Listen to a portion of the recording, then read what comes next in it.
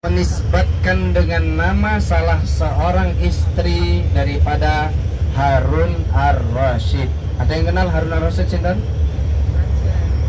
Wah. Raja. Beliau adalah khalifah di masa Abbasiyah. Nah, Harun ar-Rasyid itu adalah salah seorang pemimpin yang sering setiap tahunnya melaksanakan ibadah haji bersama dengan keluarganya. Di saat tidak melaksanakan, lagi ada kendala ataupun lagi ada hal yang memang tidak memungkinkan untuk berangkat, maka dia akan memberangkatkan seluruh anggota-anggotanya, perwakilannya akan diberangkatkan. Nah, suatu ketika Zubaidah ini bermimpi bahwa dia dikerumuni oleh jamaah haji. Nah, saat mimpi itu terulang berkali-kali, maka dia sampaikanlah kepada ahlu ta'wil, ahlu mimpi, yang memang mampu memberikan sebuah hikmah di balik mimpi tersebut. Maka alhasil ternyata pesan di balik mimpi itu, Zubaidah ini diperintahkan untuk membangun mata air, membuat mata air di kota Mekah yang saat itu sedang dalam kekeringan. Nah, jadi lama tak kunjung turun air hujan karena keadaan kekeringan, keadaan Mekah pada saat itu. Dan kondisi ini tidak sampai kepada Khalifah Harun ar-Rasyid. Maka sampailah mimpi itu sehingga dibuatlah mata air Zubaidah dari nah ini sudah sampai sebentar. Ini adalah Masjid Masy'aril Haram, kita hanya lewati. Biasanya jemaah haji itu di sini melaksanakan sholat subuh. Kita kemarin begitu sampai mendekati waktu subuh, semua jemaah penuh pada saat itu. Di dalam, di luar semuanya penuh sholat subuh. Jadi berangkat dari Arafah itu habis maghrib. Nah, begitu habis maghrib berangkat bertolak ke Musdalifah. Sebelumnya itu nanti sholatnya di Masy'aril Haram sampai malam itu di Musdalifah, kemudian bermalam di Musdalifah, lanjut lagi nanti ke Mina setelah sholat subuh. Di Musdalifah ngapain? Mabit. Mabit. Terus ngapain lagi? Ngambil kerikil atau ngambil batu untuk melempar jumroh saat di tempat jamarat nanti. Berapa buah? 7 banyak. Rutin. Terus dikalikan 3 hari, berarti berapa nih? Tanggal 10 7 kali 3. Tanggal 10 itu waktu pertama kali bertolak dari Arafah, itu wajib melempar di Aqabah.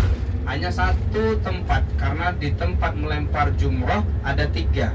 1 ula, 2 wusta dengan Aqabah. Tapi di hari pertama, waktu hari pelaksanaan itu, di hari itu wajib melempar Aqabah dulu. Baru nanti di hari tasyrik 11, 12, 13 baru 3-3-nya dilempar.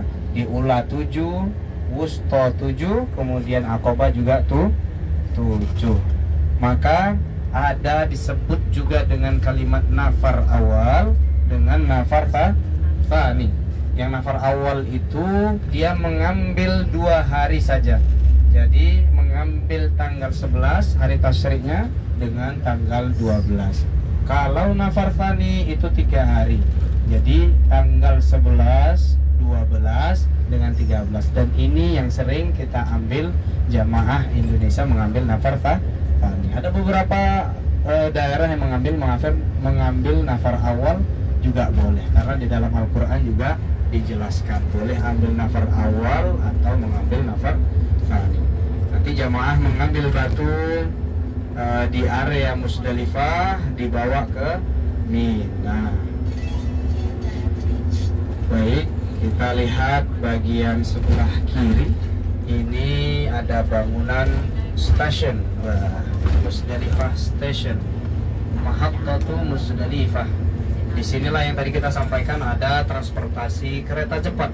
Tapi biasanya untuk jemaah Indonesia belum memakai kereta cepat ini, hanya memakai bis atau yang jamaah mandiri biasanya jalan tadi dari lokasi yang kita kasih tahu berwarna merah. Nah, biasanya ada yang lewat ini keretanya. Nah, kereta cepatnya itu selalu berjalan setiap hari walaupun tidak ada orang di dalam. Jadi kayak apa? Gentayangan gitu jalan sendiri. Lanjut, soalnya nggak ada orang di dalamnya. Kenapa tetap diperjalankan sama di sini? Supaya mungkin jalurnya itu tetap bagus, tidak berkarat dan lain sebagainya. Jadi setiap hari jalan terus. Nah, area di sini kita sudah melihat kanan dan kiri tenda-tenda Mina, tapi daerah sini belum masuk Mina. Di sini masih Musdalifah. Jadi kita akan melihat di kanan dan kiri itu akan ada pelang, akan ada bacaan start atau bidayatul Mina, permulaan batas Mina, atau nanti akan ada tanda bacaan-bacaan yang lain. Nah, di sini. Nah, ini sudah terlihat kanan dan kiri bidayatul Mina. Mina start here di sebelah kiri dengan sebelah kanan. Warna biru. Kelihatan nggih? Nah, inilah baru masuk area Mina. Ngapain di Mina? Waduh, Loti. Mabit. Ngapain di mana Bapak Ibu? Mabit di Mina. Kita mabit di Mina. Berapa hari? Ambil nafar awal atau nafar sani? Ya, nafar awal 2 hari, nafar tani 3 hari. Inilah area. Mudah-mudahan tidak hanya sekedar melihat dari atas bis seperti ini, tapi Allah izinkan juga hati, ruh kita, jasad kita bisa juga Allah undang kembali dalam ibadah haji tahun ini ya Allah. Amin ya rabbal alamin. Mudah-mudahan Engkau panggil dengan biaya yang gratis ya Allah. Amin ya rabbal alamin. Nanti dipanggil min haitsu la yahtasibmu ya Allah. Amin. Dari manapun cara yang Engkau berikan. Amin. Dapat gratis, dapat saku lagi. Wah, Masya Allah. Mau Bu? Mau Bu? Kan nggak mau memang gitu kan, suaranya pelan. Kalau suaranya pelan itu berarti agak-agak nggak yakin biasanya. Itu adalah kan ada Jabal Kurban. Jabal Kurban. خلاص انت ما تتكلم يا شيخ انت ما بشوف Nggak basah. Dijelaskan aja. Tadi di bagian sebelah kiri kita itu ada Jabal Kurban, tapi sudah lewat ternyata karena supirnya cepat sekali ini. Ser.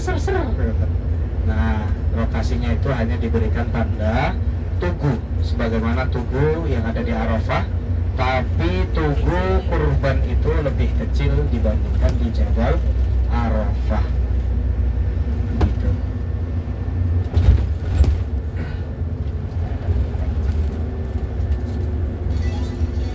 Nah, kalau yang bagian depan mungkin sudah melihat di depan kita ini tempat melempar jumrah jamarat namanya.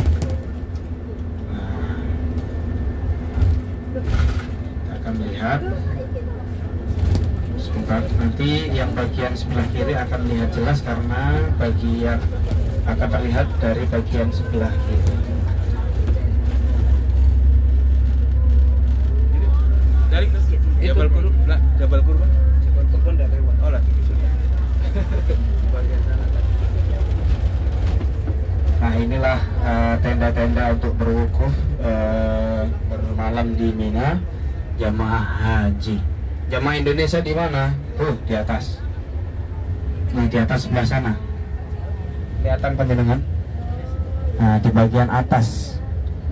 Jadi ya memang lumayan cukup jauh karena melemparnya kan di sana. Nah, melempar jumrohnya itu di sebelah kiri Bapak Ibu. Kita kan lihat ada bundaran besar nggih? Ada 3, 1, 2, 3. Tapi tempat melempar jumrohnya itu yang ada tenda warna putihnya itu. Yang tenda nggih napa kubah putih. Nah, di bawah kubah putih itulah melempar jumrohnya.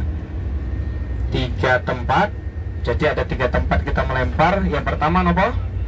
Ula. Ula, nopo? Ula. Yang kedua? Wusta. Wusta, nopo? Wusta. Yang terakhir? Akoba. Aqobah. Ayo bareng-bareng. Ula, Ula. Wusta, Aqobah. Aqobah. Nah, yang di sebelah kirinya itulah helipad, tempat turunnya pesawat. Jadi kalau VIP lah, gitulah pokoknya. Itu turunnya di sana. Tamu kerajaan dan lain sebagainya. Nah, tenda haji itu di sebelah sana, Indonesia. Jadi harus turun dulu, kemudian jalan ke sana. Nah, yang ini ya negara-negara yang lain. Nah, begitu. Tapi nggak apa-apa. Ini semangat buat kita untuk ikhtiar lebih banyak pahalanya. Karena semakin jauh kan semakin banyak langkah panjenengan. Nah, lokasinya berada di atas. Nah, itu terowongan Mina. Tuh, 2 itu. Nah, kan ada tragedi Mina, nggih? Ya. Nah, tragedi Mina mana nih, sebelah kiri kelihatan? Wah, tuh. Nah, tragedi Mina itu 2004 nggih, apa 94? 90-an nggih.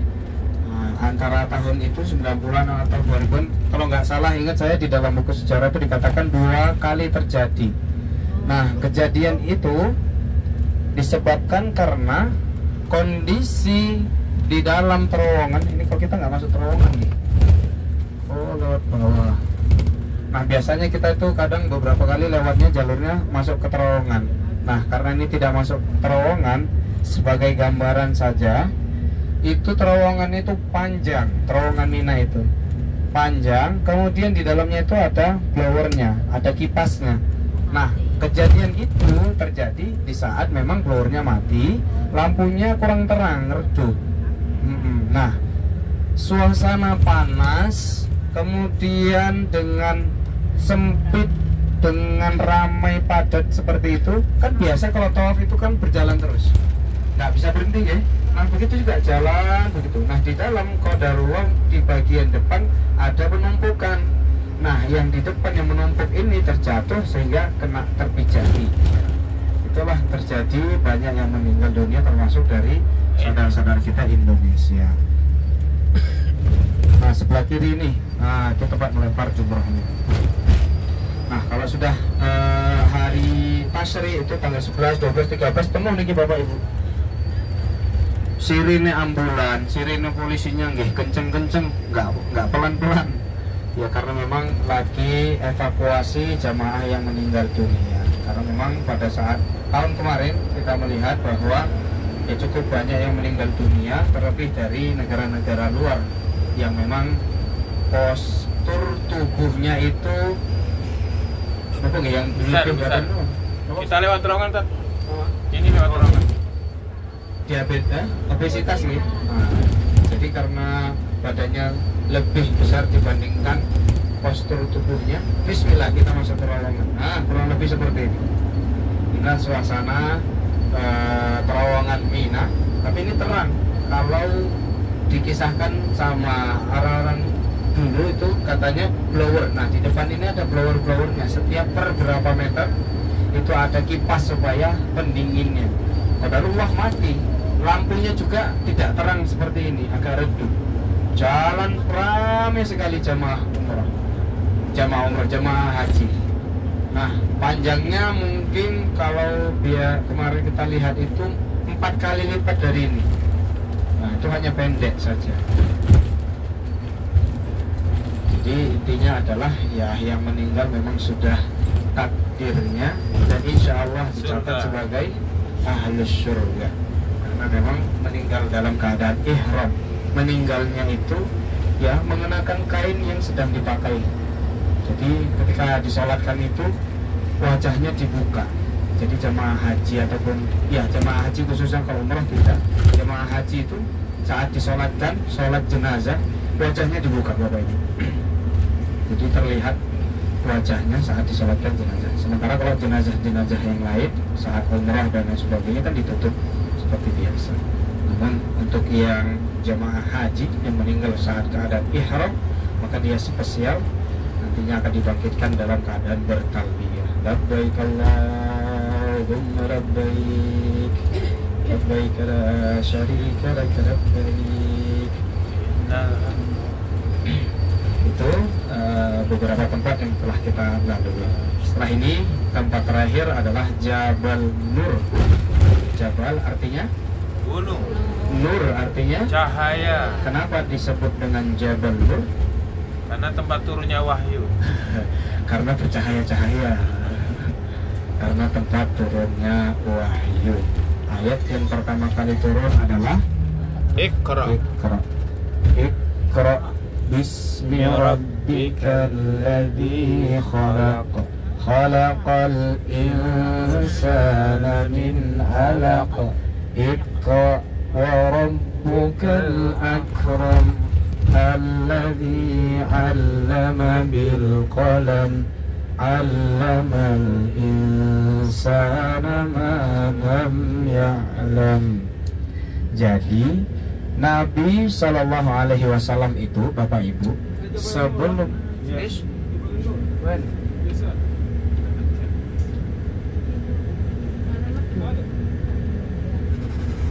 sambil melihat, berhenti, lihat sebelah kiri. Itulah Jabal Nur. Kelihatan? Nah, biasanya selain daripada Ramadan itu ramai, Bapak Ibu. Ramai yang mendaki, naik pagi, siang, sore, malam ada terus. Dan malam biasanya penuh dengan cahaya, jalannya itu kelihatan. Kalau Jabal Thur dia tidak terlalu terlihat jalannya, tapi kalau Jabal Nur itu terlihat jelas. Bahkan lampu-lampunya itu pun kelihatan dari jauh. Nah, biasanya saudara-saudara kita yang dari Bangladesh, India, kemudian ya Pakistan, itu ya memang saat ketika kita mendaki, kebanyakan dari saudara-saudara kita yang dari sana, ya dari India, Bangladesh, Pakistan, seolah-olah menurut penelitian kami pribadi itu seperti hal wajib menurut mereka, karena tua muda semuanya naik, Bapak Ibu. Jadi seolah-olah mereka di saat datang ke tanah suci sudah sampai di sini, pengen lihat, harus lihat gitu, intinya begitu. Makanya kita kadang kalau melihat tuh terheran-heran, sudah tua-tua ya naik, ikut naik Iya, ke atas. betul. Ibunya gendut ada yang naik.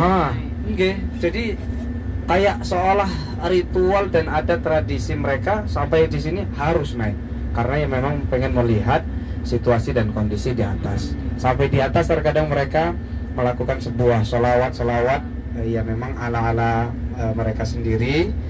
Kita tidak paham syairnya seperti apa karena bahasanya juga berbeda.